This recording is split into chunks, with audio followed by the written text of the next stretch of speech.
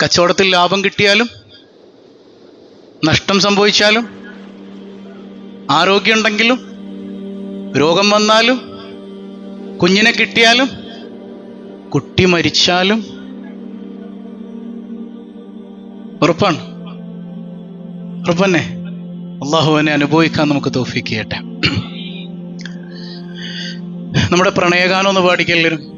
ഹസ്ബി റബ്ബി ജല്ലല്ലാഹ്. ഒരു മിനിറ്റ്. ഏത് ബോധ്യത്തിൽ? ഹസ്ബി റബ്ബി, എനിക്ക് ആര് മതി? അല്ലാ മതി. മാഫി കൽബി, എൻ്റെ കൽബിൽ ആരില്ല അല്ലാ ഇല്ലാതെ. ഭാര്യയുണ്ടോ? മക്കളുണ്ടോ? കച്ചവടമുണ്ടോ? ഒന്നുമില്ല. ആര് മാത്രം? ലാ ഇലാഹ ഇല്ലല്ലാഹ്. എനിക്ക് ആരേ ഉള്ളൂ? പഠിക്കേ. ഹസ്ബി റബ്ബി ജല്ലല്ലാഹ് മാഫി ഖൽബി ഗൈറുല്ലാഹ് നൂർ മുഹമ്മദ് സല്ലല്ലാഹു ഹഖ്.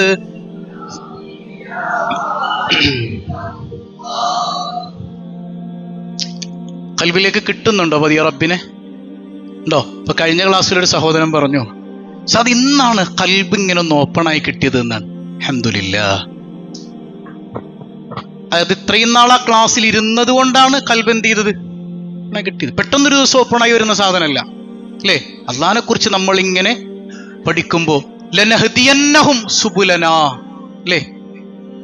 നമ്മൾ എന്ത് ചെയ്യും? നമ്മളിലേക്കുള്ള വഴി കാണിച്ചു തരും. അതിനെന്ത് വേണം? കഷ്ടപ്പെടണം, തിരുനേരം ഇരിക്കണം, അതിനു വേണ്ടിയിട്ടൊന്ന് പ്രയാസപ്പെടണം, വേണ്ടേ? അവർക്ക് അള്ളാഹു അവനിലേക്കുള്ള വഴി കാണിച്ചു കൊടുക്കുന്നു പരിശുദ്ധ ഖുർആൻ. ഒരു ചോദ്യം ചോദിക്കട്ടെ. നിങ്ങളുടെ ഭാര്യ ഒരു പ്രണയലേഖനം എഴുതിയിട്ട് ഒരാളുടെ കയ്യിൽ കൊടുത്തു വിട്ടാൽ നിങ്ങളുടെ മനസ്സിൽ എന്ത് തോന്നും?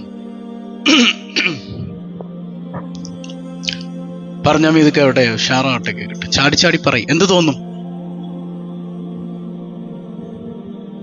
സന്തോഷം തോന്നോ? ദുഃഖം തോന്നോ? പറയ്, ഉറക്കെ പറയുന്നു. സന്തോഷം. നിങ്ങൾ പകരം എന്ത് ചെയ്യും? അത് മേടിക്കാതെ വിടുവോ? നമുക്കിങ്ങനെ അത്ഭുതമാണല്ലോ, എൻ്റെ കെട്ടിയോള് എനിക്ക് തന്ന പ്രണയലേഖനം. അത് വായിച്ചിട്ട് നിങ്ങൾ സ്നേഹമുള്ള ഭർത്താവാണെങ്കിൽ എന്ത് ചെയ്യും? തിരിച്ചെഴുതൂലേ? ഇനി വേണ്ട, നമ്മളിങ്ങനെ ഫോണിൽ വാട്സപ്പ് എടുത്ത് നോക്കുമ്പോൾ ഇല്ല സൈനാരു, നമ്മളിങ്ങനെ നോക്കുമ്പോഴത്തേക്കും ഐ ലവ് യു കാക്ക, എവിടെയാണ്? ഇത്ര നേരമായി കണ്ടിട്ട് ഇങ്ങനെ വായിക്കുമ്പോൾ നിങ്ങൾക്ക് സന്തോഷം തോന്നുന്നില്ലേ? മനുഷ്യനാണെങ്കിൽ തോന്നും. നിങ്ങളൊന്ന് പറയും, ഒരു ഉഷാറില്ലാത്തതെന്ന്. തിരിച്ച് നിങ്ങൾ എന്ത് ചെയ്യും? മിസ് യു ചക്കരെ, ഞാൻ വേഗം പരാടി പറയൂലേ? അതിന് പ്രായമൊന്നുമില്ല, ഇല്ലേ? 61ാമത്തെ വയസ്സിലാണ് അള്ളാന്റെ ഹബീബ് എന്ത് ചെയ്തത്? ആയിഷ ബീവി കുടിച്ച ആ ഗ്ലാസ് എടുത്തിട്ട് അതിങ്ങനെ അങ്ങോട്ട് തിരിച്ച് എൻ്റെ ആയിഷ കുടിച്ച അതേ ഭാഗത്ത് നിന്ന് ഞാൻ കുടിക്കും സയ്യിദുനാ റസൂലുള്ളാഹ്. ഇതെന്തിനാ പറഞ്ഞതെന്ന് വെച്ചാൽ, നമ്മൾ ഏറ്റവും കൂടുതൽ പ്രണയിക്കേണ്ടത് ആരെയാണ്? അള്ളാഹ് ഇന്നൊരു പ്രണയലേഖനം കൊടുത്ത ഒരാളെ നമ്മുടെ അടുത്തേക്ക് വിട്ടിട്ടുണ്ടായി. കിട്ടിയത് ആർക്കൊക്കെയാണെന്ന് പറയാവോ? അള്ളാഹ് ഒരു പ്രണയലേഖനം കൊടുത്തു വിട്ടിട്ടുണ്ടായി. എവിടെ? അള്ളാഹ് കൊടുത്തു വിട്ട പ്രണയലേഖനം കൈപ്പറ്റിയ ആളുകൾ ആരൊക്കെ ഉണ്ട് ഇവിടെ? കത്തിയില്ല. കൈപ്പറ്റിയോ? ആരാണ് അള്ളാഹ് പ്രണയലേഖനം കൊടുത്തു വിട്ട ആള്? ശൈലു, ആരായിരുന്നു?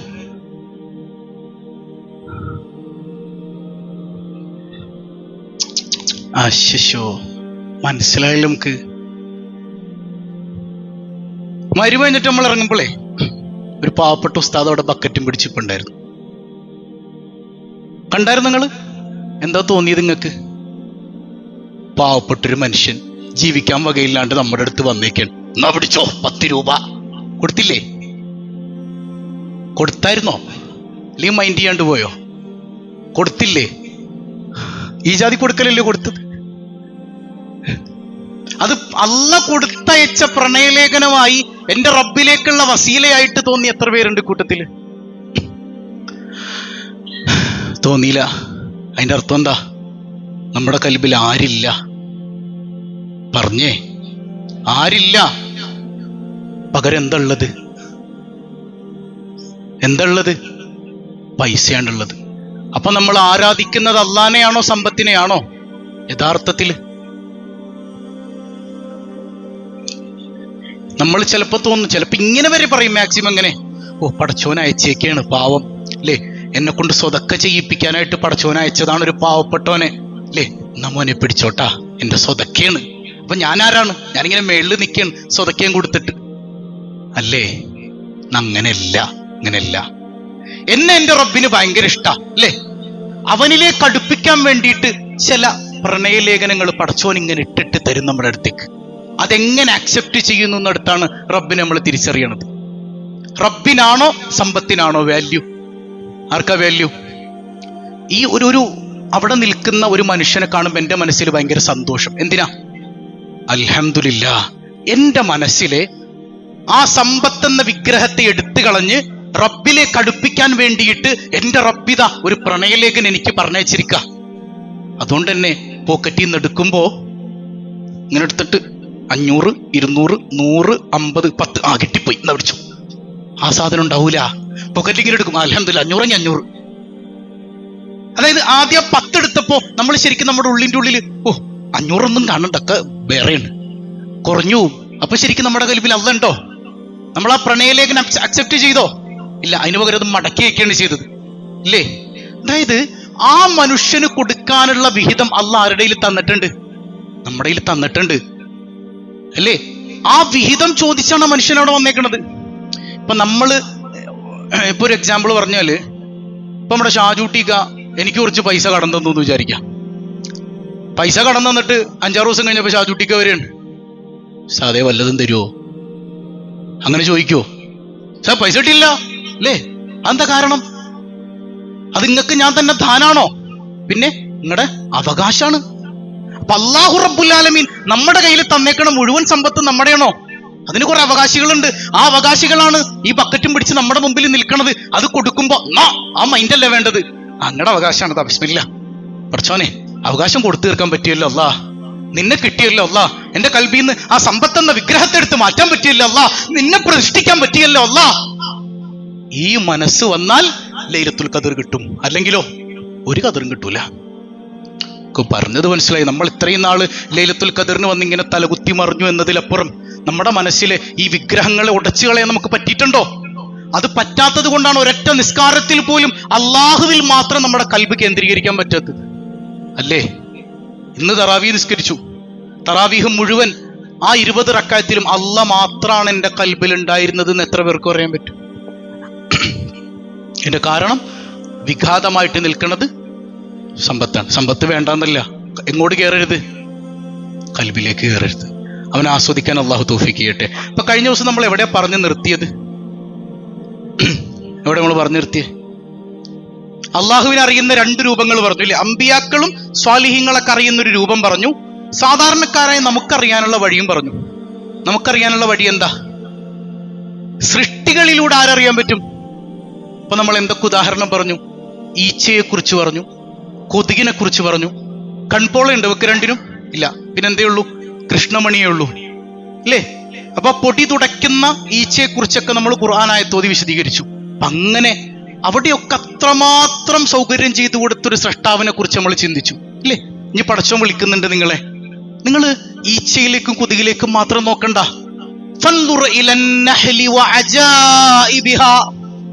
നിങ്ങൾ തേനീച്ചേനെ ഒന്ന് നോക്കിയേ. തേനീച്ചേനെ കണ്ടിട്ടില്ലേ? തേനീച്ചേനെ കാണുമ്പോൾ നമുക്ക് എന്ത് ഓർമ്മ വരും? തേൻ ഓർമ്മ വരും. അത്രയും നമ്മൾ ഓർക്കുള്ളൂ. തേനീച്ചേനെ കണ്ടിട്ട് അള്ളാനെ ഓർത്ത് എത്ര പേരുണ്ട്? അതാണ് നമ്മുടെ കുഴപ്പം. നമ്മൾ എന്തൊരു വസ്തുവിനെ കണ്ടാലും എവിടെ സ്റ്റക്കാകും. എന്നാൽ ഈമാനുള്ളവർ, അള്ളാനെ പ്രണയിച്ചവർ ഏത് സൃഷ്ടിയെ കണ്ടാലും അതിലൂടെ എങ്ങോട്ട് പോകും? അള്ളാഹുവിലേക്ക് പോകും. അള്ളാഹു ഖുർആനിൽ പറയുന്നുണ്ട്, സൂറത്തുൻ നഹ്ലിന്റെ 68-69 ആയത്തുകൾ. വഔഹാ റബ്ബുക ഇലൻ നഹ്ൽ അനിത്തഖദി മിനൽ ജിബാലി ബുയൂതാ വമിനശ് ശജരി വമിമ്മാ യഅരിശൂൻ. അല്ലാഹു തേനീച്ചക്ക് ബോധനം കൊടുത്തു, തേനീച്ചക്ക് വഹി കൊടുത്തു. തേനീച്ചക്ക് എന്ത് കൊടുത്തു? സന്ദേശം കൊടുത്തു. എന്തിനു വേണ്ടിയിട്ടാ? വീട് വെക്കാൻ സന്ദേശം കൊടുത്തു. ഇപ്പൊ തേനീച്ചയോട് പടച്ചോൻ പറഞ്ഞു, നിങ്ങൾ മലയുടെ മേലെ വീട് വെച്ചോ, മരത്തിന്റെ മേലെ വള്ളിപ്പടർപ്പുകളിലൊക്കെ വീട് വെക്കാനായിട്ട് അല്ലാഹു റബ്ബുൽ ആലമീൻ ആർക്ക് ബോധനം കൊടുത്തു? തേനീച്ചകൾക്ക്. സുമ്മ കുലീ മിൻ കുല്ലി സമറാത്ത്, എന്നിട്ടെല്ലാ നല്ല നല്ല പൂക്കളിലൊക്കെ പോയി പഴങ്ങളിലൊക്കെ പോയി നിങ്ങൾ ഭക്ഷിച്ചോളൂ എന്ന് അള്ളാഹു തേനീച്ചയോട് പറയാണ്. എന്നിട്ടോ ഫസ്ലുകി സുബുല റബ്ബുകി ദുലുലാ, എന്നിട്ട് അള്ള വരച്ച വഴി കൂടെ മാത്രം അങ്ങ് നടന്നോ. അങ്ങനെ തേനീച്ചനോട് വീട് വെക്കാനുള്ള വഴി പറഞ്ഞു കൊടുക്കുന്നു, ഭക്ഷണം കഴിക്കാൻ ഇന്ന സ്ഥലം പറഞ്ഞു കൊടുക്കുന്നു. എന്നിട്ട് പറയുന്നത് എന്താ? പടച്ചോൻ വരച്ച വഴിയിലൂടെ മാത്രം നടക്കണേ. നിങ്ങൾ തേനീച്ചയുടെ പ്രവർത്തനം ചിന്തിച്ചിട്ടുണ്ടോ? ആ വീടുണ്ടാക്കുന്നത് അല്ലേ, എതിർ ചോദ്യം വരാത്ത രീതിയിൽ ഒരു ലീഡർ ഉണ്ട് തേനീച്ചക്ക് ഓരോ കൂട്ടിലും ഇല്ലേ. ഒരു റാണി ഉണ്ടാവും, ആരെങ്കിലും ചോദ്യം ചെയ്യോ? ഒരാളും ചോദ്യം ചെയ്യൂല. പറഞ്ഞാൽ അറ്റാക്ക് ചെയ്യാൻ നിൽക്കുന്ന പട്ടാളക്കാർ, ഇതൊക്കെ ആരാണ് നിയന്ത്രിക്കണത്? പറഞ്ഞു ഇതിനൊക്കെ ഒരു നിയന്താവ് വേണ്ടേ അല്ലേ? ആരാണ് ഇതിനെയൊക്കെ നിയന്ത്രിക്കണത്? എന്നിട്ട് അല്ലാഹു പറയുന്നുണ്ട്, യഖ്റുജു മിൻ ബുതൂനിഹാ ശറാബും മുഖ്തലിഫുൻ അൽവാനുഹു, വ്യത്യസ്ത കളറുകളിലുള്ള ശുദ്ധമായ തേൻ അവയുടെ വയറ്റിൽ നിന്ന് നിങ്ങൾക്ക് ലഭിക്കില്ലേ? അല്ലേ? തേൻ എവിടെ നിന്നാണ് കിട്ടണേ? തേനീച്ചയുടെ വയറ്റിൽ നിന്ന്, അതിന്റെ വിസർജ്യത്തിൽ നിന്നാണ് തേൻ ഉണ്ടാകുന്നത്. ഇതാരാണ് ശുദ്ധമാക്കി നമുക്ക് തരുന്നത്? എന്നിട്ടുള്ള പറയും ഫീഹി ശിഫാഉൽ ലിന്നാസ്, അത് ജനങ്ങൾക്ക് ശിഫയുണ്ട്, രോഗത്തിന് ശമനമാണെന്ത്? തേൻ. അല്ലാഹു ഖുർആനിൽ പറഞ്ഞതാണ്. ഇന്ന രോഗം എന്ന് പറഞ്ഞിട്ടുണ്ടോ? എല്ലാ രോഗത്തിനും ശിഫയാണ്.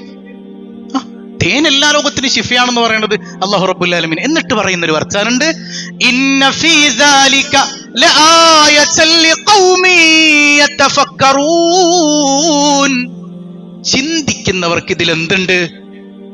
അത് നമ്മൾ ഒരുപാട് കേട്ടിട്ടുള്ള ഡയലോഗാണ്. ചിന്തിക്കുന്നവർക്ക് ദൃഷ്ടാന്തമുണ്ട്, അതും പറഞ്ഞങ്ങോട്ട് പോകും. പിന്നെ ചിന്തയൊന്നുമില്ല. ചിന്തിക്കുന്നവർക്ക് എന്താ ഉള്ളത് ഇതില്? തേനീച്ചയുടെ കഷ്ടപ്പാട്, തേനീച്ച ഇങ്ങനെ ഉണ്ടാക്കുന്നു, എന്തു മധുരമുള്ള തേൻ. ഇതാണ് നമ്മുടെ ചിന്ത. ചിന്ത എങ്ങോട്ട് പോകണം എന്ന് പറഞ്ഞാൽ ആ ദൃഷ്ടാന്തം എന്താണ്? ഈ തേനീച്ചയുടെ, നിങ്ങൾ തേനീച്ചയുടെ കൂട് ശ്രദ്ധിച്ചിട്ടുണ്ടോ? അശക്കുലുൽ മുസദ്ദസ, ഒരു 6 കോണുകളുള്ള രീതിയിലാണ് തേനീച്ചയുടെ കൂടിന്റെ അകത്തെ ഷെല്ലുകൾ, ചെറിയ അറകളുണ്ട്. അതിൽ എത്ര കോണുണ്ടാവും? 6 കോണുണ്ടാവും. എന്തുകൊണ്ടാണ് അങ്ങനെ പഠിച്ചത്? എന്തുകൊണ്ടാണ് തേനീച്ച അങ്ങനെ 6 കോണുകളായിട്ട് ഉണ്ടാക്കുന്നത്? സർക്കിളായോ ട്രയാങ്കിളായോ ഒക്കെ എന്ത് ചെയ്യാം, തേനീച്ചക്ക് കൂടിന്റെ അകത്തെ അറകൾ നിർമ്മിക്കാം. പക്ഷെ അങ്ങനൊന്നും ഉണ്ടായിട്ടില്ല. അപ്പോ വർഷങ്ങൾക്ക് മുമ്പ് ആധുനികരായ ശാസ്ത്രജ്ഞന്മാർ, അതുപോലെ തന്നെ മാത്തമാറ്റീഷ്യൻസ് ഒക്കെ എന്ത് പറഞ്ഞു എന്ന് വെച്ചാൽ, ഈ സർക്കിൾ രൂപത്തിലോ ട്രയാങ്കിൾ ഷേപ്പിലോ ഒക്കെ അതിൻ്റെ അകത്ത് അറകൾ വന്നാൽ ഇതിൻ്റെ ഇടയിൽ ഗ്യാപ്പ് വരും. അതുപോലെ തന്നെ ഇനി ഈ രൂപത്തിൽ ഉണ്ടാക്കിയാലും അതിൻ്റെ അകത്തെ വ്യാസം കുറയും. അങ്ങനെ വരുമ്പോൾ തേനീച്ചകൾക്ക് താമസിക്കാൻ പറ്റൂല. അപ്പൊ ഈ 6 മൂലകളുള്ള ഈ അറ നിർമ്മിക്കാൻ തേനീച്ചക്കറിയോ? അറിയോ? ആരാണ് അതിന് ബോധനം കൊടുത്തത്?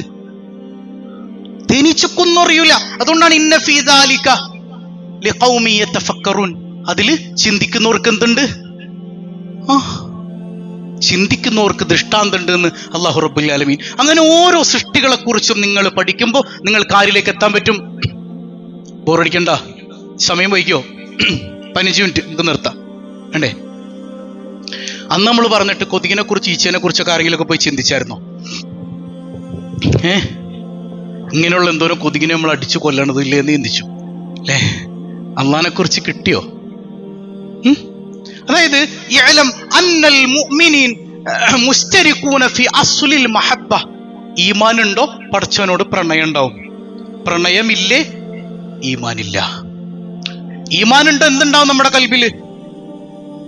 പറഞ്ഞ് സ്നേഹം ഉണ്ടാവും. സ്നേഹം ഇല്ലെങ്കിൽ എന്തില്ല? ആ സ്നേഹം അങ്ങോട്ട് റെഡിയാകാത്തതാണ് ഈ ഇബാദത്തിലൊന്നും ഒരു മധുരം കിട്ടാത്തത് എന്നായി പറയണേ.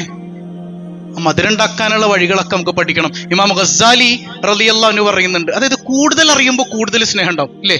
അള്ളാഹിനെ കുറിച്ച് ഇങ്ങനെ ഓരോന്നിലും അള്ളാഹിനെ കണ്ടു തുടങ്ങുമ്പോൾ നമ്മുടെ കൽബിൽ എന്ത് ചെയ്യും? സ്നേഹം.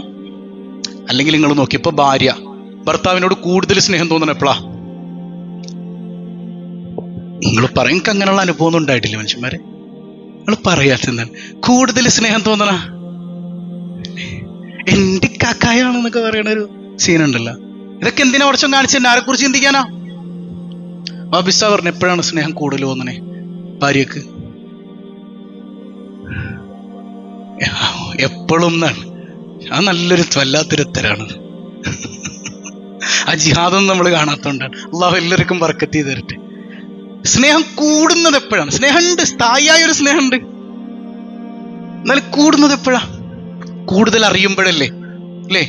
ഇപ്പൊ നമ്മൾ സർപ്രൈസ് ആയിട്ടൊരു ഗിഫ്റ്റ് അവളുടെ കയ്യിൽ കൊണ്ടുപോയി കൊടുക്കുമ്പോ, അല്ലോ എൻ്റെ കാക്കാക്ക് എന്തൊരു സ്നേഹമാണ് എന്നോട് അല്ലേ, തിരിച്ചറിവാണ്. ഞാൻ പോലും എൻ്റെ ബർത്ത്ഡേ മറന്നിരിക്കരുത്, എൻ്റെ കാക്ക ഓർത്തല്ലോ അല്ലേ. ഭയങ്കര സ്നേഹം. കെട്ടിയോളോട് കൂടുതൽ സ്നേഹം തോന്നണം എപ്പോഴാ? അതൊന്നുമില്ലേ? തിരിച്ചും വേണ്ടേ? എപ്പോഴാ കൂടുതൽ തോന്നണേ? നിങ്ങൾ പറയും മക്കളെ. വേണ്ട, അതിലേക്ക് ആഴ്ന്നിറങ്ങണില്ല. ഏതായാലും അവളിൽ നിന്ന് സ്നേഹപ്രകടനങ്ങൾ കൂടുമ്പോ, അതേപോലെ അള്ളാഹിനെ കുറിച്ച് നമ്മൾ കൂടുതൽ അറിയുമ്പോൾ നമ്മുടെ കൽബിൽ എന്ത് കൂടും? എന്നൊക്കെ പറഞ്ഞു, എന്ത് കൂടും? ഇമാം ഗസ്സാലി റളിയല്ലാഹു അൻഹു പറയുന്നുണ്ട്, വലാകിൻ അക്സറുന്നാസ് ലൈസ മിനല്ലാഹി തആല ഇല്ലൽ അസ്മാഉ വസ്സിഫാത്ത്. എന്നാ കുറെ മനുഷ്യന്മാരെ അവരിങ്ങനെ അള്ളാഹിന്റെ പേരുകളും സിഫത്തുകളും മാത്രം പറഞ്ഞുകൊണ്ട് നടക്കുകയാണ്. കുറച്ച് സിഫത്തും അറിയാം, കുറച്ച് പേര് മാത്രം അറിയാം അവർക്ക്. അതായത് ഇവരിങ്ങനെ അസ്മാഉൽ ഹുസ്നയൊക്കെ ചൊല്ലും, അസ്മാഉൽ ഹുസ്ന വെറുതെ ഇങ്ങനെ ചൊല്ലും, എന്നിട്ട് കുറെ സിഫത്തുകളും പറയും. ആ സിഫത്തുകൾ വെച്ച് കൽബിൽ അവരിങ്ങനെ ഊഹാപോഹം വെച്ചൊരു രൂപം ഉണ്ടാക്കി അടക്കാൻ. യഥാർത്ഥ റബ്ബിനെ അവർക്ക് തിരിച്ചറിയാൻ പറ്റിയിട്ടില്ല. അവർ പിഴച്ചവരാണെന്ന് ഇമാം അൽ ഗസ്സാലി.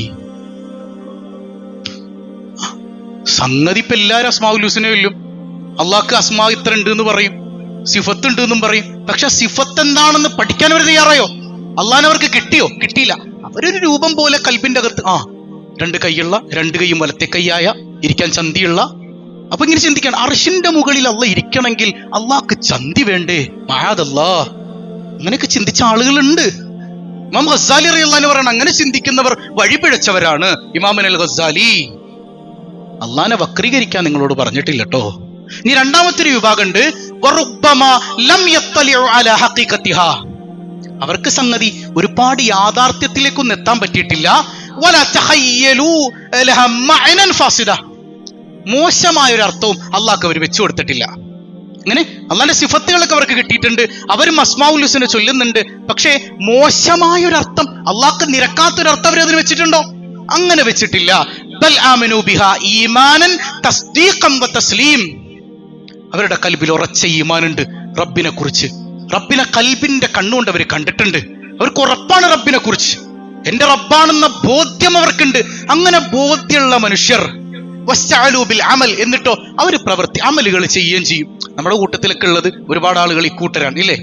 ഒരുപാടൊന്നും ആഴത്തിൽ അള്ളാഹിനെ കുറിച്ച് പഠിക്കാൻ പറ്റിയില്ലെങ്കിലും ഈ പ്രസംഗങ്ങളൊക്കെ കേട്ടിട്ട് കൽബിന്റെ കണ്ണുകൊണ്ട് റബ്ബിനെ കാണാൻ അവർ പരിശ്രമിച്ചിട്ടുണ്ട്. പക്ഷെ പടച്ചോനെ, നിന്നെക്കുറിച്ച് കൂടുതലൊന്നും എനിക്ക് അറിയില്ലല്ലാ, നീ അറിയിച്ചു തന്നതല്ലാതെ ഒന്നുമില്ലല്ലാ. ഞാൻ അമല് ചെയ്യാൻ തയ്യാറാണ്, നിനക്ക് വേണ്ടി ചെയ്യാൻ തയ്യാറാണല്ലാ. ഈ ബോധ്യത്തിൽ നിൽക്കുന്ന മനുഷ്യർ വഹഉലാഇ ഹും അസ്ഹാബുസ് സലാമ മിൻ അസ്ഹാബിൽ യമീൻ. ഇവര് വലതുപക്ഷക്കാരാ. ഇവരാരാ? ഇവർ രക്ഷപ്പെട്ടവരാണെന്ന് ഇമാം അൽ ഗസ്സാലി. ഇവര് രക്ഷപ്പെട്ടവരാ, ഇവര് വലതുപക്ഷക്കാരും രക്ഷപ്പെട്ടവരുമാണ്. ഇനി മൂന്നാമത്തെ വിഭാഗം, പക്ഷെ ഇവര് പാസ് മാർക്ക് നേടിയിട്ടുള്ളൂ കേട്ടോ, റാങ്ക് കിട്ടിയിട്ടുണ്ട്. അവർക്ക് റാങ്ക് കിട്ടണമെങ്കിൽ അള്ളാഹിനെ തിരിച്ചറിയണം. ഇത് വല്ലാതെയൊന്നും തിരിച്ചറിഞ്ഞിട്ടില്ല. കൽബിന്റെ കണ്ണുകൊണ്ട് അള്ളാഹുവിനെ അവർ തേടിയിട്ടുണ്ട്, പക്ഷെ ആഴങ്ങളിലേക്ക് ഇറങ്ങിയിട്ടില്ല. അവർ ജസ്റ്റ് പാസ്സാണ്. പക്ഷെ നമുക്ക് ജസ്റ്റ് പാസ്സായാൽ മതിയോ? കൊന്നല്ലാനെ കിട്ടണ്ടേ? അപ്പൊ ഇമാം ഗസ്സാലി മൂന്നാമത്തെ വിഭാഗത്തിന് പറയുന്നുണ്ട്, വൽ ആരിഫൂന ബിൽ ഹഖായിഖി ഹുമുൽ മുഖറബൂൻ. അള്ളാഹുവിന്റെ അസ്മായിലും സിഫത്തിലും ആഴത്തിൽ അറിവുള്ള അള്ളാഹുവിന്റെ ആരിഫീങ്ങൾ, ഔലിയാക്കൾ, അവർ മുഖറബീങ്ങളാണ്, അള്ളാഹുവിന്റെ സമീപസ്ഥരാണ്, അള്ളാഹ് അടുത്തുള്ളവരാണ്. എന്ത് ചെയ്യണം? ഏത് വിഭാഗത്തിൽ പെടണം? ഈ മൂന്ന് വിഭാഗത്തെ കുറിച്ചും സൂറത്തുൽ വാഖിയയിൽ അല്ലാഹ് പറയുന്നുണ്ട്. സൂറത്തുൽ വാഖിയ ഇന്ന് ഓതി എത്ര പേരുണ്ട്? റമദാനായ പിന്നെ വാഖിയ യാസീൻ ഓതിയായിരുന്നോ? വാഖിയ ഒരാൾ ഓതിയിട്ടുള്ളൂ, 2 മാഷാ അല്ലാഹ്. പിന്നെ എല്ലാം ഓതി. മാഷാ അല്ലാഹ്. എല്ലാം ഓതി എന്ന് പറയുമ്പോ ഞാനൊന്ന് ചോദിക്കൂട്ടോ. ഇല്ലേ? മാഷാ അല്ലാഹ്. ഏതായാലും 3 ഉണ്ടല്ലോ, അന്നായി. നല്ല നമ്പറാ. പക്ഷെ മോശമായി പോയിട്ടാ. വാക്യ ഓതണം. റമദാനായ വാക്യ വേണ്ടെന്ന് ആരെങ്കിലും പറഞ്ഞോ? റമദാനിൽ ഓതുമ്പോ ഒന്നുകൂടെ എന്തിനാ നമ്മൾ വാക്യ ഓതണം? എന്തിനായിരുന്നു? ദാരിദ്ര്യം അല്ലേ? ഇനി നന്നായില്ല നമ്മള്. വാക്യോദനം എന്തിനു വേണ്ടിയാ? ഇതാണ് നമ്മൾ അള്ളാഹിനെ മനസ്സിലാക്കിയിട്ടില്ല എന്ന് പറയുന്നത്. ഇനി കിട്ടിയില്ല നമുക്ക്. വാക്യോദനം എന്തിനാ? ആർക്ക് വേണ്ടിയാ? അള്ളാഹ്ക്ക് വേണ്ടി ഓതിയാ പടച്ചോൻ എന്ത് ചെയ്യും? ദാരിദ്ര്യം, ഏറ്റവും വലിയ ദാരിദ്ര്യം എവിടെയാ? കൽബില, ഈമാനില ദാരിദ്ര്യം വന്ന് കിടക്കണേ. ആ ഈമാനം റെഡിയാക്കി തരും. എന്നിട്ട് മതി ബാക്കി ദുനിയാവിലെ ദാരിദ്ര്യം. ഇതൊക്കെ സഹിക്കാൻ പറ്റും. ഈമാനിൽ ദാരിദ്ര്യം വന്നു പോയി കഴിഞ്ഞാൽ പിന്നെ അവൻ മുനാഫിക്കും കാഫിറും ഒക്കെ ആയിപ്പോ. അള്ളാഹു കാത്തുരക്ഷിക്കട്ടെ. അതിൽ നിന്ന് തടയാൻ അള്ളാഹ്ക്ക് വേണ്ടി എന്തോന്നണം? സൂറത്തുൽ ആ വാക്യയിലുണ്ട്, فأما إن كان من المقربين وروح وريحان وجنة نعيم وأما إن كان من أصحاب اليمين فسلام لك من أصحاب اليمين. ആദ്യം പറഞ്ഞെന്താ? وأما إن كان من المقربين, അള്ളാഹുവിന്റെ അടുത്ത ദാസന്മാർ. ഫറൗഹുൻ വറൈഹാനുൻ വജന്നത്തു നഈം, അവർക്കാണ് ആഡംബരങ്ങൾ, അവർക്കാണ് സൗഖ്യങ്ങൾ, അവർക്കാണ് സുഖങ്ങൾ. പടച്ചോന് പറഞ്ഞിട്ടങ്ങോട്ട് തീരണില്ല. എന്റെ അടിമക്ക് ഞാൻ അങ്ങനെ വാരി വാരി വാരി വാരി കൊടുത്തോണ്ടിരിക്കും. പക്ഷെ അവൻ ആരാകണം? എന്നെ തിരിച്ചറിഞ്ഞ എന്റെ മുഖറബാകണം. രണ്ടാമത്തെ ഒരു വിഭാഗം ഉണ്ട്, വഅമ്മാ ഇൻ കാന മിന അസ്ഹാബിൽ യമീൻ, വലതുപക്ഷക്കാർ ഇല്ലേ, വലതുപക്ഷക്കാർ. ഫസലാമുൽ ലക മിന അസ്ഹാബിൽ യമീൻ, അവർക്ക് എന്തുണ്ട്? അവരോട് പറയും സലാം സലാം, ഗ്രീറ്റിംഗ്സ്, സലാമുൻ ഖൗലം മിർ റബ്ബിർ റഹീം. അത് രണ്ടാം വിഭാഗക്കാരൻ. മൂന്നാമതോ വഅമ്മാ ഇൻ കാന മിനൽ മുകദ്ദിബീന അല്ലാലീൻ, അള്ളാഹിനെ കുറിച്ച് കളവ് പറയുന്ന, അള്ളാഹ്ക്ക് നിരക്കാത്തത് പറയുന്ന, അള്ളാഹുവിന്റെ സിഫത്തുകളെ പരിഹസിക്കുന്ന ഒരു വിഭാഗമുണ്ട്.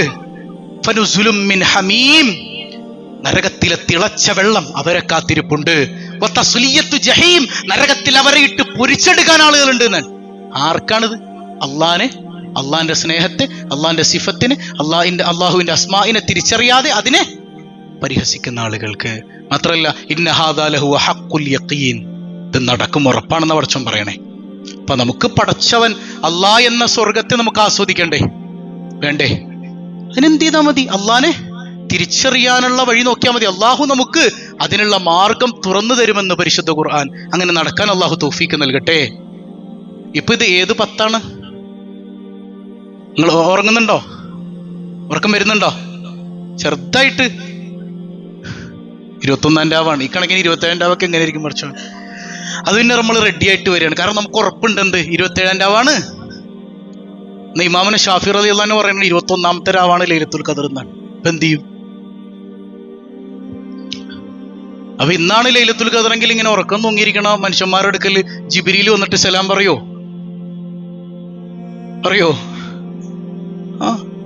അപ്പൊ അള്ളാഹുവിൽ നിന്ന് അവന്റെ മഹബത്തും അവന്റെ റിളയൊക്കെ പ്രതീക്ഷിച്ചിരിക്കണ, കൊതിയോടിരിക്കണ മനുഷ്യന്മാരുടെ അടുക്കൽ വന്നിട്ട് സലാം അലൈക്കും ആര് പറയും? അപ്പൊ ജിബ്രീലിന്റെ സ്പർശം കിട്ടിയോന്ന് എങ്ങനെ അറിയും? ഹബീബായ തങ്ങളുടെ ഹദീസ് വിശദീകരിച്ചു പറയുന്നുണ്ട്. അവരുടെ കൽബ് പെട്ടെന്ന് കൽബിൽ ഒരു തണുപ്പ് അനുഭവപ്പെടും. പെട്ടെന്ന് അവരങ്ങ് കരച്ചിൽ വരും. അള്ളാഹിനെ കുറിച്ച് ആലോചിക്കുമ്പോ, കടമാലോചിക്കുമ്പോഴല്ല, നരകത്തെക്കുറിച്ച് ഓർക്കുമ്പോഴല്ല, സ്വർഗം വേണമെന്ന് ചിന്തിക്കുമ്പോഴല്ല, എന്തിനെ കുറിച്ച് ആലോചിക്കുമ്പോൾ? അള്ളാഹിനെ കുറിച്ച് ഓർക്കും. നമുക്ക് നോക്കാം അല്ലേ? അള്ളാഹു അത് ആസ്വദിക്കാൻ തൗഫീക്ക് ചെയ്യട്ടെ. നരകമോചനത്തിന്റെ എത്ര ദിവസങ്ങളാ? 10 ദിവസങ്ങൾ. എന്താണ് നരകം? ആഖിറത്തിലെ നരകം അവിടെ നിൽക്കട്ടെ, അള്ളാഹു അതിൽ നിന്ന് കാത്തുരക്ഷിക്കട്ടെ. ദുനിയാവിലുണ്ട് നരകം. ഞാനൊന്നൊരു ഹിന്റ് തന്നായിരുന്നു ജുമാക്ക് ഇല്ലേ? ദുനിയാവിലെ നരകം എന്താ? എന്നെ എന്റെ റബ്ബ് എന്തിനാ പടച്ചത്? അവന് അറിഞ്ഞ് ഇബാദത്ത് ചെയ്യാൻ. അപ്പൊ ഞാൻ ഈ ഭൂമിയിൽ വന്നിട്ട് ഇത്രയും കൊല്ലായി, എനിക്കെന്റെ റബ്ബിനെ അറിയാൻ പറ്റിയിട്ടില്ല. അങ്ങനെ ഒരു ജീവിതമുണ്ടെങ്കിൽ അതാണ് നരകം. അതാണ്. അപ്പൊ നമ്മൾ ചിന്തിച്ചു നോക്ക്, നമ്മൾ എവിടെ? സ്വർഗത്തിലോ നരകത്തിലോ? അള്ളാഹ് നമുക്ക് ഈ അവസരമൊക്കെ തന്നെയാണ് അവൻ അറിയാൻ വേണ്ടിയിട്ടാണ്. അതായത് ഞാൻ നിങ്ങൾക്ക് ഒരു എക്സാമ്പിൾ പറഞ്ഞു തരട്ടെ. അപ്പൊ നമ്മള് ഇങ്ങനെ നോക്കിയിരിക്കണം കേട്ടോ. ഭാര്യയോട് സംസാരിച്ചുകൊണ്ടിരിക്കുകയാണ്. ഭാര്യയോട് ഒന്ന് സംസാരിച്ച് ഉഷാറാവട്ടെ. ഇങ്ങോട്ട് ഭാര്യയോട് സ്നേഹത്തോടെ ഇങ്ങനെ വർത്താനം പറഞ്ഞുകൊണ്ടിരിക്കുകയാണ്. കൽബില് വേറൊരുത്തിയാണ്. എനിക്ക് പിടികിട്ടില്ല. കൽബിലാരാണ്? വേറൊരാളാണ്. ആ സംസാരത്തിന് വല്ല ഒരു വൈകാരികത ഉണ്ടാവോ? ഒരു സന്തോഷം ഉണ്ടാവോ അതില്? അവൾക്കത് ഫീൽ ചെയ്യോ? നമുക്കെന്തെങ്കിലും ഫീലിങ്സ് ഉണ്ടാവോ? ഇനി ഈ കൽബില് നമ്മുടെ ഉള്ളത് അവൾ അറിഞ്ഞാലോ? അവൾ അറിഞ്ഞെന്തായിരിക്കും അവസ്ഥ? എനിക്ക് കൗൺസിലിങ്ങിന് വന്ന മെസ്സേജസ് നോക്കിയാൽ മതി. ഈ ഒരാഴ്ച തന്നെ എന്തോരം വന്നെന്നറിയോ? ചില ഭാര്യമാരുണ്ട്, അവർ പറയുന്നു, ഉസ്താദെ 3 തവണ ഇയാളെ പിടിച്ചിട്ടുണ്ട് ഫോണിൽ നോക്കിയിട്ട്, ഇനി ഞാൻ പുറത്തു കൊടുക്കൂല, എനിക്ക് എങ്ങനെയും ഡിവോഴ്സ് വേണം. മറ്റൊരാള്, ഉസ്താദെ ഞാൻ ഒരുപാട് സ്നേഹിച്ച എൻ്റെ ഭർത്താവ്, ഞാൻ പറഞ്ഞില്ലേ കല്യാണം കഴിഞ്ഞിട്ട് 2 മാസമായിട്ടുള്ളൂ, ഗൾഫിലോട്ട് പോയി. പക്ഷെ പുള്ളിയുടെ ഫോണിന്റെ പാസ്വേഡും മെയിൽ പാസ്വേഡ്, മെയിൽ ഐ ഡിയും അതുപോലെ തന്നെ എൻ്റെ ഫോണിലുള്ള മെയിൽ ഐ ഡി സെയിമാണ്, ഒരേ പാസ്വേഡാണ്. അത് അങ്ങനെ ഒരു മനുഷ്യൻ. അപ്പൊ ഇത് ഓപ്പൺ ആക്കി നോക്കിയപ്പോൾ ഞാൻ എൻ്റെ ഭർത്താവിൻ്റെ അവിഹിത ബന്ധം പിടിച്ചു, എനിക്ക് സഹിക്കാൻ പറ്റണില്ല, എനിക്ക് ഇയാളെ വേണ്ട, എനിക്ക് ഡിപ്രഷനിലേക്ക് പോയ അവസ്ഥയാണ്, എനിക്കൊരു കൗൺസിലിങ്ങിന് വേണം, എപ്പോഴാണ് എനിക്ക് സാറിൻ്റെ മുമ്പിൽ വരാൻ പറ്റുക എന്ന് ചോദിച്ച ആളുകൾ. ഞാൻ ചോദിക്കട്ടെ, അങ്ങനെയാണെങ്കിൽ ഈ ഭൂമിയിലേക്ക് അള്ളാഹ് നമ്മളെ പറഞ്ഞേച്ച് എന്തിനാ നമ്മൾ പറഞ്ഞത്? ആരറിയാനാണ്? ആരെ പ്രണയിക്കാനാണ്? ആരാസ്വദിക്കാനാണ്? ഇന്ന് വരെ ജീവിച്ചിട്ട് ഇത്ര കൊല്ലായില്ലേ, ജനിച്ചിട്ട് ഇത്ര കൊല്ലായില്ലേ? അള്ളാഹ്ക്ക് വേണ്ടി മാത്രമെന്ന് പറഞ്ഞു നിൽക്കുന്ന ഈ നിസ്കാരത്തിൽ പോലും അള്ളാഹനെ മാത്രം കൽബിലേക്ക് കൊണ്ടുവരാൻ നമുക്ക് പറ്റിയിട്ടില്ല. കൽബിൽ ആരൊക്കെയുണ്ട്? കച്ചവടമുണ്ട്, കുടുംബമുണ്ട്, ഭാര്യയുണ്ട്, മക്കളുണ്ട്, എല്ലാ ഹറാമുകളും വേറെ കടന്നു വരുന്നുണ്ട്. അള്ളാഹനെ ചതിക്കലല്ലേ ഇത്? അള്ളാഹ് കാണുന്നോ ഇല്ലയോ? നിങ്ങൾ പറയും, കാണുന്നുണ്ടോ ഇല്ലേ? ഇല്ലേ? അള്ളാഹനെ ചിന്തിക്കേണ്ട, അള്ളാഹനെ ഓർക്കേണ്ട കൽബില്, ആ നിസ്കാരത്തിൽ പോലും അള്ളാഹിന്റെ മുമ്പിൽ നിൽക്കുമ്പോ പോലും അള്ളാഹനെ ചതിക്കുന്ന പണി നമ്മൾ കൽബിലെടുത്തിട്ടും കരുണക്കടലായ റബ്ബ് പറയണ എന്താ? ഉദൂനി, ചോദിക്കേ, ഞാൻ തരാം. ഞാൻ തരാന്ന്. ഈ ലൈലത്തുൽ ഖദറൊക്കെ അതിനല്ലേ? ഇങ്ങനെ പൊറുക്കുന്നൊരു റബ്ബിനെ തിരിച്ചറിഞ്ഞില്ലെങ്കിൽ പിന്നെ നമ്മൾ എന്തിനാ ജീവിക്കണേ? ഇങ്ങനെ നമ്മളോട് പറയുന്നൊരു റബ്ബ്, ഭാര്യ പറയും നമ്മളോട്? പറയോ? വേണ്ട. നമ്മൾ നമ്മുടെ ഭാര്യയുടെ അടുക്കൽ ചെല്ലുമ്പോ നമ്മളല്ലാതെ മറ്റൊരു പുരുഷൻ അവിടെ ഉണ്ടെങ്കിൽ സഹിക്കാൻ പറ്റുമോ നമുക്ക്? അള്ളാഹനെ ഓർക്കേണ്ട കൽബിൽ മറ്റുള്ളവരെ കൊണ്ടുവന്ന് പ്രതിഷ്ഠിച്ച് അവിടെ വിഗ്രഹാരാധന നടത്തിക്കൊണ്ടിരിക്കണം നമ്മളോട് അള്ളാഹ് പറയാ, ഞാനുണ്ടടാ, ഞാനുണ്ട്, ഞാൻ കൂടെ ഉണ്ട്, ഒന്ന് വിളിച്ചാൽ മതി, ഞാനുണ്ടെന്നേ. ഉദൂനി, എന്നെ ചോദിക്ക്, ഞാൻ തരാന്നേ. ഇങ്ങനെ പറയണ ഒരു റബ്ബിനെ വലിച്ചെറിഞ്ഞുകൊണ്ട് നടന്ന നമ്മളെക്കാൾ വലിയ വിഡ്ഢികൾ ആരെങ്കിലും ഉണ്ടോ? നിങ്ങൾ പറയും. അപ്പൊ പടച്ചോൻ ഇനി അവസരങ്ങൾ തരാൻ, ദാ ലൈലത്തുൽ ഖദർ, ചോദിച്ചോ, വേണ്ടതൊക്കെ തരുമെന്ന് അല്ലാഹു റബ്ബുൽ ആലമീൻ. അവനെ തിരിച്ചറിയാൻ അല്ലാഹു തൗഫീക്ക് നൽകട്ടെ. 2 തടസ്സങ്ങൾ നമ്മുടെ മുമ്പിലുണ്ട് അള്ളാഹിനെ കിട്ടാനായിട്ട്. ഇമാം അൽ ഗസ്സാലി അതും കൂടെ പറഞ്ഞാൽ നിർത്താട്ടോ, ബോറടിക്കണ്ടോ. 2 തടസ്സങ്ങൾ എന്താണ്? ഒന്ന്, ഖഫാഉഹു ഫീ നഫ്സി, അള്ളാഹ് സ്വയം മറഞ്ഞിരിക്കുകയാണ്. അള്ളാഹ് സ്വയം, അള്ളാഹ് വെളിവായിരുന്നുവെങ്കിൽ ഇവിടെ കാഫിറുകൾ ഉണ്ടാവുമായിരുന്നോ? അള്ളാഹിനെ എല്ലാവർക്കും കാണാമല്ലോ, എല്ലാവരും ആരായനെ? മുസ്ലിങ്ങളായനെ. പിന്നെ പരീക്ഷണത്തിന്റെ വല്ല അർത്ഥമുണ്ടോ? ഞാൻ നിങ്ങളോട് പറയണം, എരമമ്പള്ളി എന്നൊരു പള്ളിയുണ്ട്, മൊയ്ലിയാർ വന്നിട്ട് 1 കൊല്ലമായിട്ടുള്ളൂ, ഞങ്ങൾക്കറിയാം. ഇനി മൊയ്ലിയാർ പറഞ്ഞിട്ടാണോ എന്ന് ചോദിക്കൂലേ? കാരണം എന്താ? ഉള്ള ഒന്നിനെ നോക്കിയിട്ട് വിശ്വസിക്കാൻ പറയേണ്ട കാര്യമുണ്ടോ? നമ്മുടെ മുമ്പിൽ പ്രത്യക്ഷമായ ഒന്നിനെ നോക്കിയിട്ട് വിശ്വസിക്കണം എന്ന് പറയേണ്ട കാര്യമുണ്ടോ? ഇല്ല. അപ്പൊ നമ്മുടെ മുമ്പിൽ മറഞ്ഞിരിക്കുന്ന അള്ളാഹിനെ കുറിച്ച് അലിഫ് ലാം മീം ദാലിക്കൽ കിതാബു ലാ റൈബ ഫീഹി ഹുദൽ ലിൽ മുത്തഖീൻ അല്ലദീന യുഅ്മിനൂന ഗൈബ്, മറഞ്ഞതിൽ വിശ്വസിക്കുന്നവരാണ് ആര്? മുഅ്മിനീങ്ങൾ എന്ന് പറയുന്നത്, ഇല്ലേ? അപ്പൊ അല്ലാഹു റബ്ബുൽ ആലമീൻ പൂർണ്ണമായും നമ്മുടെ മുമ്പിൽ വെളിവായിട്ടുണ്ടോ? അപ്പൊ എന്ത് ചെയ്യണം? പക്ഷെ പൂർണ്ണമായി വെളിവായിട്ടില്ലെങ്കിലും അവന്റെ നിലനിൽപ്പിന്റെ കൃത്യമായ തെളിവുകൾ നമ്മുടെ മുമ്പിലുണ്ട്. ഈ പ്രപഞ്ചം തന്നെ, ഈ പ്രപഞ്ചത്തിന്റെ ചലനം നോക്കുമ്പോൾ നമുക്ക് മനസ്സിലാകും ഇതിന്റെ പിന്നിൽ ആരുണ്ട്? ഒരു സ്രഷ്ടാവുണ്ട്, അള്ളയുണ്ട്, ഇലാഹുണ്ട്. എന്നിട്ട് ആ ഇലാഹിലേക്ക് നോക്കാനാണ് അല്ലാഹു റബ്ബുൽ ആലമീൻ പറയുന്നത്. ഇനി രണ്ടാമത്തെ ഒരു കാര്യം എന്ന് പറഞ്ഞാല് മാ യതനാഹി വുജൂദുഹു, ശരിക്കും ശ്രദ്ധിക്കണം കേട്ടോ. മാ യതനാഹി വുജൂദുഹു എന്ന് പറഞ്ഞാല് അള്ളാഹുവിന്റെ പ്രത്യക്ഷപ്പെടൽ ശക്തമായതിനാൽ നമ്മുടെ കണ്ണുകൊണ്ട് നമുക്ക് കാണാൻ കഴിയുന്നില്ല. പിടികിട്ടിയില്ല? അള്ളാഹുവിന്റെ പ്രത്യക്ഷപ്പെടൽ ശക്തമായതിനാൽ നമ്മുടെ കണ്ണുകൊണ്ട്. ഗസ്സാലി ഇമാം ഒരു ഉദാഹരണം പറഞ്ഞു, ഞാൻ പറഞ്ഞ നിങ്ങൾക്ക് മനസ്സിലായില്ല എന്ന് എനിക്ക് മനസ്സിലായിട്ടുണ്ട്. ഗസ്സാലി ഇമാം പറഞ്ഞു, രാത്രി കണ്ണ് കാണുന്ന പക്ഷി ഏതാ? മൂങ്ങ. രാത്രി കണ്ണ് കാണും, പകലതിന് കണ്ണ് കാണുമോ? കാരണം എന്താ? പകലിലെ വെളിച്ചത്തിന്റെ പ്രത്യക്ഷപ്പെടൽ താങ്ങാൻ മൂങ്ങയുടെ കണ്ണിന് കരുത്തില്ല. രാത്രിയെ കാണാൻ പറ്റുള്ളൂ. മനസ്സിലായോ? രാത്രിയിൽ കണ്ണൂർന്ന് പറക്കും, നേരം വെളുക്കുമ്പോ അതിന് കാണാൻ പറ്റൂല. കാരണം ആ വെളിച്ചത്തിന്റെ പ്രത്യക്ഷപ്പെടൽ കൊണ്ട് മൂങ്ങ കണ്ണു തുറന്നാൽ കണ്ണിന്റെ കാഴ്ച നഷ്ടപ്പെട്ടു പോകും. അപ്പൊ അത് താങ്ങാൻ ആർക്ക് കഴിവില്ല? ഇതുപോലെ റബ്ബിന്റെ പ്രത്യക്ഷപ്പെടൽ താങ്ങാൻ ആർക്ക് കഴിവില്ല? വകദാലിക ഉഖൂലുനാ ദഈഫ്, നമ്മുടെ ബുദ്ധി ദുർബലമാണ് അള്ളാനെ ഉൾക്കൊള്ളാൻ മാത്രം. അപ്പൊ എന്ത് ചെയ്യും? അതിന് വഴിയുണ്ട്. അമ്മാമൻ ഖദിയത്തു ബസീറത്തുഹു, നമ്മുടെ ഉൾക്കാഴ്ച ശക്തിയുള്ളതായാൽ, അള്ളാനെ കിട്ടാൻ മാത്രം അള്ളാനെ തേടി നടന്ന് അവനെ പ്രണയിച്ചുകൊണ്ട് ഉൾക്കാഴ്ച ലഭിക്കുന്ന മുഅ്മിനായി നമ്മൾ മാറിക്കഴിയുമ്പോ ഫഇന്നഹു ലാ യറാ ഇല്ലല്ലാഹ്, അവൻ അള്ളാഹുവിനെ അല്ലാതെ ഒന്നിനെയും കാണില്ല. അവൻ എന്തിനെ കണ്ടാലും അതിൽ അള്ളാന്റെ കുദ്റത്ത് കാണും. ഏതൊരു സാധനത്തിനെ കണ്ടാലും അവന്റെ ചിന്ത ആരിലേക്ക് പോവും? അപ്പൊ ഇതുവരെ നമുക്ക് അങ്ങനെ തോന്നാത്ത എന്താ? അള്ളാനെ കിട്ടാൻ മാത്രം പര്യാപ്തമായ കണ്ണോ കൽബോ നമുക്ക് ഇല്ല. അതിനുള്ള സാധനം നമ്മൾ തേടിക്കൊണ്ടിരിക്കണം. ഒറ്റ ദിവസം കൊണ്ട് കിട്ടൂല, പരിശ്രമിക്കണം. നിങ്ങൾ തയ്യാറാണോ?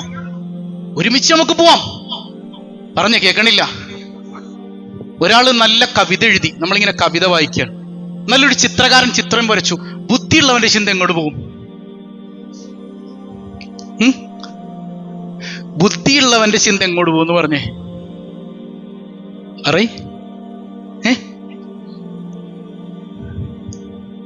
ഞാൻ കേൾക്കണില്ല. ഒരാള് കവിത എഴുതി, ഒരാള് ചിത്രം വരച്ചു. ബുദ്ധിയുള്ളവനാണെങ്കിൽ ഈ ചിത്രം വരച്ചത് ആരാണ് അവനിലേക്ക് പോകൂലേ? കവിത എഴുതിയത് ആരാണ് അവനിലേക്ക് പോകൂലേ? എന്നാൽ മണ്ടന്മാരാണെങ്കിലോ ആ ചിത്രം നോക്കിയിട്ട് നല്ല പേപ്പറാണ് ട്ടാ, കിട്ടില്ല, സ്കെച്ചാണ് അല്ലേ, ആ ഡ്രോയിങ്ങിന്റെ ഒരു ഇത് നോക്കിയേ, അവിടെ സ്റ്റക്കായി നിൽക്കും. ബുദ്ധിയുള്ളവനോ ഇത് വരച്ചവന്റെ കഴിവ് അല്ലേ. അല്ലാഹു റബ്ബുൽ ആലമീൻ വകുല്ലുൽ ആലം, ഈ പ്രപഞ്ചം മുഴുവനും അള്ളാഹുവിന്റെ രചനയാണ് ട്ടോ. ഇമാമുൽ ഗസാലി. അങ്ങനെ ഈ പ്രപഞ്ചം മുഴുവൻ ആരുടെ രചനയാണ്? അള്ളാഹുവിന്റെ രചനയാണ്. ഇതിന്റെ ഓരോ ഭംഗിയും കണ്ട് നമ്മുടെ കൽബ് എങ്ങോട്ട് പോകണം? അള്ളാഹുവിലേക്ക് പോകണമെന്ന് ഇമാമുൽ ഗസാലി. നമ്മുടെ അവസ്ഥ എന്താ ശരിക്കും ചിന്തിച്ചു നോക്കിയേ. നമുക്ക് എന്ത് കാണുമ്പോഴാണ് അള്ളാഹുവിലേക്ക് ചിന്ത വന്നത്? പുതിയ ഒരു സാധനത്തിനെ കാണുമ്പോൾ നമുക്ക് ചിലപ്പോൾ അള്ളാഹിനെ കുറിച്ച് നമ്മൾ ചിന്തിക്കും. ഈ കണ്ടു പഴകിയതിനെ കുറിച്ച് ഓർത്ത് വല്ല അത്ഭുതം നമുക്ക് ഉണ്ടാകാറുണ്ടോ? ഉണ്ടോ? എന്നും കാണുന്നൊരു മരം, അതങ്ങനെ അങ്ങോട്ട് പോകും. നമ്മളിപ്പോ വേറെ ഏതെങ്കിലും വിദേശ രാജ്യത്ത് പോകുമ്പോൾ അവിടെ ഒരു പുതിയ തരം നല്ല പൂക്കളൊക്കെ ഇങ്ങനെ നിറഞ്ഞു നിൽക്കുന്ന മരമാണെങ്കിൽ സുബ്ഹാനല്ലാഹ് എന്തൊരു അത്ഭുതം. ചിലപ്പോൾ ഇതിനേക്കാൾ അത്ഭുതമായിരിക്കും നമ്മുടെ നാട്ടിൽ നിൽക്കുന്ന ആൽമരം. അത് കാണുമ്പോൾ നമുക്ക് സുബ്ഹാനല്ലാഹ് പറയാൻ തോന്നുന്നുണ്ടോ? എന്താ അതിന്റെ കാരണം? ഗസാലി ഇമാം നമ്മുടെ അവസ്ഥ പറഞ്ഞിട്ടുണ്ട്. ചില ആളുകളുണ്ട്, അവരിയ്ക്കുന്നത് കഴുതപ്പുറത്താണ്. എവിടെ ഇരിക്കണേ? കഴുതപ്പുറത്ത് ഇരുന്നിട്ട് അവരെന്തിനന്വേഷിക്കണത്? കഴുതയാണ് അന്വേഷിക്കണത്. ചില ആൾക്കാരുണ്ട് കണ്ണട വെച്ചിട്ടുണ്ടാവും, അവർ തേടുന്ന എന്തിനെ? ഞാൻ തന്നെ കണ്ണട വെച്ചിട്ടുണ്ട്, മോളെ കണ്ണട കാണാനില്ലല്ലോ, കിടമൊത്തിരിക്കണം തൊട്ടാ, അല്ലാ ഇവിടെ ഉണ്ടായിരുന്നല്ലേ. ഞാൻ ചെയ്യണത് ഇത്രയേ ഉള്ളൂ. എന്താ മക്കളെ, നിങ്ങൾ അള്ളാനെ തേടുന്നില്ലേ? കഴുത എവിടെ ഉണ്ട്? നിങ്ങളുടെ കാലിന്റെ അടിയിലുണ്ട്. കണ്ണട നിങ്ങളുടെ മുഖത്തുണ്ട്. ഇത് പറഞ്ഞു തരൽ മാത്രമാണ് ഈ ക്ലാസിന്റെ ഉദ്ദേശം അല്ലേ? ഇനി അതിനുള്ള വഴികൾ നമ്മൾ തേടണ്ടേ? ഇൻഷാ അല്ലാഹ്. അപ്പൊ അത് നമുക്ക് പഠിക്കണം. നല്ല ഉറക്കെല്ലാവർക്കും വരുന്നുണ്ട്, അതുകൊണ്ട് തന്നെ ബുദ്ധിമുട്ടിക്കണില്ല. അല്ലാഹു റബ്ബുൽ ആലമീൻ അവനെ ഉൾക്കൊള്ളാൻ നമുക്ക് തൗഫീക്ക് നൽകുമാറാകട്ടെ. ഇനി മുതൽ നാളെ ക്ലാസ് ഇല്ല ഇൻഷാ അല്ലാഹ്, മറ്റന്നാൾ. ഇനി മുതൽ ഒന്നിടവിട്ട രാവുകളിൽ, ഇനി 23-ാം രാവിലെ നമുക്ക് ഒരുമിക്കണ്ടേ? ലൈലത്തുൽ ഖദർ ലഭിക്കുന്ന മുഅ്മിനീങ്ങളിൽ അള്ളാഹു നമ്മെ ഉൾപ്പെടുത്തുമാറാകട്ടെ. പിന്നെ മുതൽ ആര് പിരിവിന് വന്നില്ലെങ്കിൽ നമ്മുടെ കൽബിൽ എന്ത് തോന്നണം?